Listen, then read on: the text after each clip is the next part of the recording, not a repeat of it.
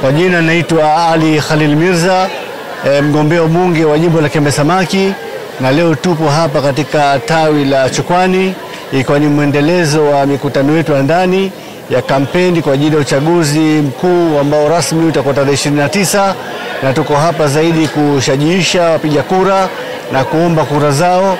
Na hapa tuko tumeomba kura kwa viongozi wetu. Tumeanza kwa Rais wa Jamhuri ya Muungano wa Tanzania Mama Samia Suluhu Hassan, lakini pia tumemwombea kura Dr. Hussein Ali Mwinyi, halikadhalika nimeombea kura mimi mwenyewe pamoja na mwakilishi Abdullah Kambote na madiwani wetu watatu. Kwa hiyo maudhui yalikuwa ni zaidi kushajisha na kuombea kura. Mimi ushauri wangu, kama kuna mtafaruku aina yote, sisi wanachama cha Mapinduzi tukae katika misingi ya Chama cha Mapinduzi. Sisi ni wapenda amani na tujitayarishe kwa ajili ya kupiga kura tarehe 29. Moja cha kuahidi katika jimbo la Chukwani, kwanza ni kusimamia ilani ya Chama cha Mapinduzi kitaifa, lakini pia kusimamia ilani ya Chama cha Mapinduzi kimkoa, lakini pia tutajitoa kwa vijana, kina mama, walemavu, kuja kuwasikiliza changamoto zao baada ya uchaguzi, alafu baada ya hapo tutaanza kuzichukulia hatua.